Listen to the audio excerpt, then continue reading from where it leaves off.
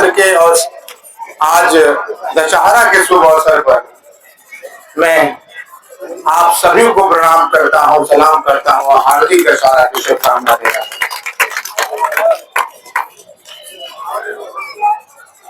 इस बीच हमारे इस कार्यक्रम में उपस्थित जिनका श्रद्धेय, जिनका आशीर्वाद बराबर हमें बना है, आदरणीय इस क्षेत्र के लोकप्रिय पूर्व विधायक और पूर्व मंत्री चाचा रामचंद्र केसरी जी, बगल में बैठी इस नगर पंचायत की उपाध्यक्षा और हम लोगों की भाभी आदरणीय लता देवी जी, थाना प्रभारी महोदय, हमारे छोटे भाई दीपक प्रकाश देव जी, झारखंड मुक्ति मोर्चा के सम्मानित केंद्रीय सदस्य जुझारू नेता हमारे ताहिर अंसारी जी, रवि भैया, बड़े भाई कमता जी, सूरज देव जी और किरण जी, तस्लीम जी, श्याम सुंदर जी, अमरनाथ पांडे जी, जानता तो मैं सब कुछ हूँ और करीब करीब सारे लोग यहाँ मौजूद हैं। हमारे पत्रकार बंधु भी यहाँ पर मौजूद हैं।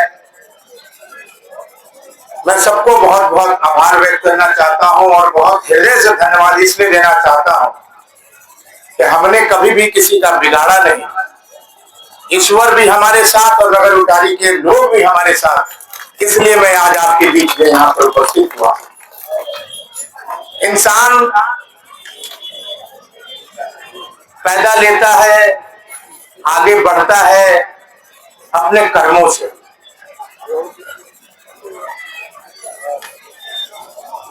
और वो कर्म जो है, आप सोचते होंगे कि हम जो कर्म कर रहे हैं वो कर्म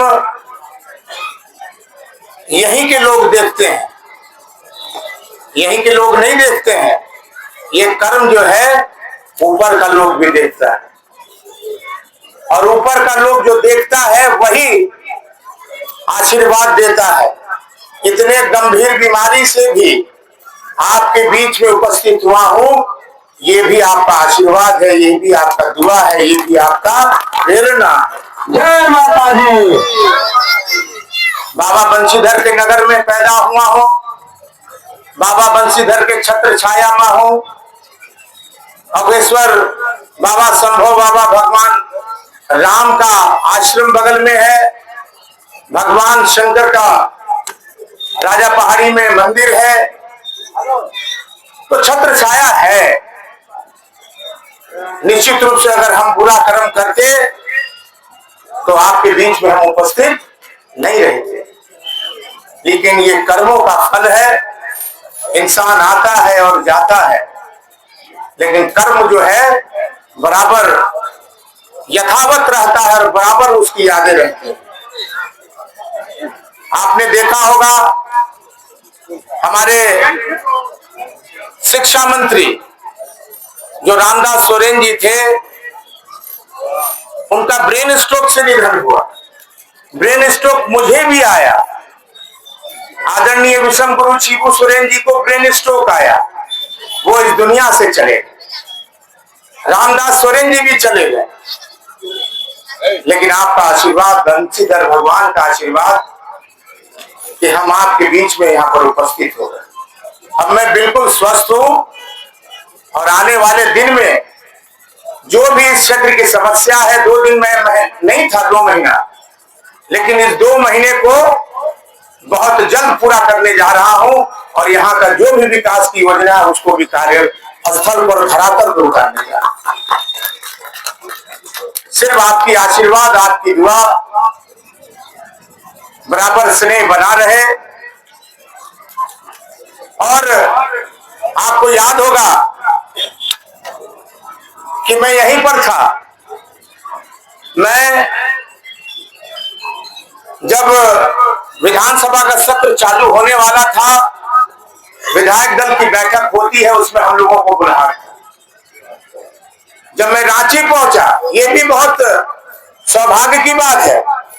अगर हम जंगल में तबीयत मेरी खराब होती तो आज मैं कहां रहता, लेकिन मेरी तबीयत खराब हुई रांची में और मेरा इलाज हुआ दिल्ली में।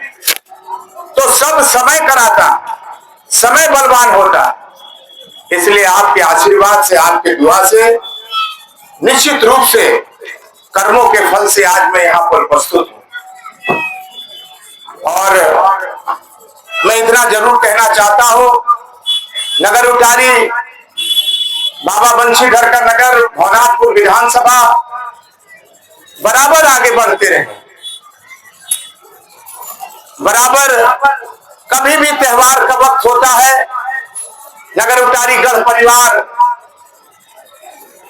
सदा आपके साथ खड़ा रहता है।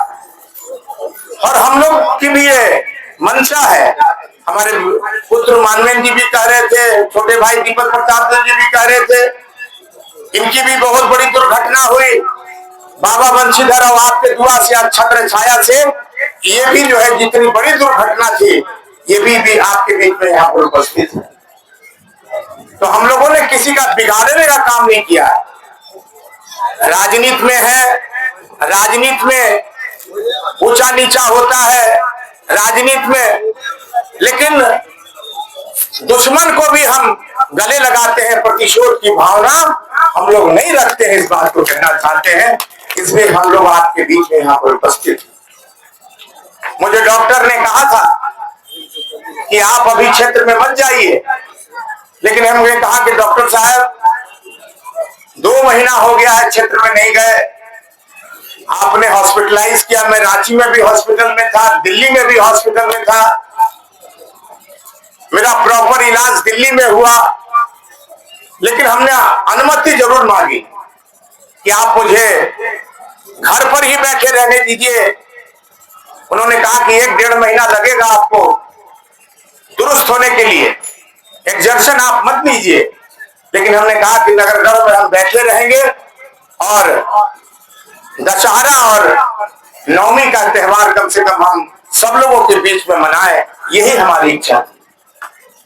इसलिए मैं तमाम लोगों को बहुत बहुत शुक्रगुजार हूं, आपके दुआ, आपके आशीर्वाद से। और इस रावण दहन में जो इतिहास गवाह है कि असत्य हारा है और सच्चाई की जीत हुई है। हम बुराई को निकालें, बुराई को खत्म करें, और जब तक बुराई खत्म नहीं होगा, आज ये इतिहास इस हिंदुस्तान में नहीं पूरे दुनिया में ये रावण दहन का कार्यक्रम होता है। सिर्फ हिंदुस्तान में नहीं, ऐसे कई शहरें हैं जहां कई कंट्री है, कई विदेश में भी रावण दहन का कार्यक्रम होता है। तो इस बात को निश्चित रूप से जानना चाहिए कि हम रावण दहन क्यों करते हैं। भगवान ने संपूर्ण जगत रावण को बुद्धिमान मानता था, लेकिन वो रावण घमंडी था, अत्याचारी था, इसलिए भगवान राम ने उसका वध करने का काम किया और सच्चाई को जो है जिताने का काम किया। इसलिए हम लोगों को सीख लेना चाहिए। हर गांव में जाते हैं, हर जगह रामायण का कार्यक्रम चलता है, हर लोग भी जानते हैं कि रावण का वध क्यों होता है। मैं तमाम लोगों का बहुत शुक्रगुजार हूं, हमारे नवयुवक क्लब का, कि बहुत अच्छे ढंग से आप सिर्फ हम लोगों को आदेश दीजिए, अगले साल इससे बढ़िया रावण दहन का कार्यक्रम नवयुवक क्लब के माध्यम से हो। ये भी हम लोग चाहते हैं कि अच्छा से अच्छा कार्यक्रम, क्योंकि परिवर्तन होना चाहिए, और परिवर्तन तभी होगा जब सब लोगों का सहयोग होगा। तो मैं आपको विश्वास दिलाता हूं, वचन देता हूं कि आप किसी भी प्रकार का कार्यक्रम नवयुवक क्लब के माध्यम से रावण दहन का करेंगे तो इससे अच्छा कार्यक्रम अगले साल होगा। अगले साल जो अच्छा कार्यक्रम होगा उसके साल भी अच्छा कार्यक्रम होगा, क्योंकि हम लोग सब आपके साथ हैं, नवयुवक क्लब के साथ हैं। इन्हीं चंद शब्दों के साथ बहुत बहुत बधाई, बहुत बहुत हृदय से शुभकामना, दशहरा के लिए शुभकामना, बहुत बहुत धन्यवाद। जय श्री राम।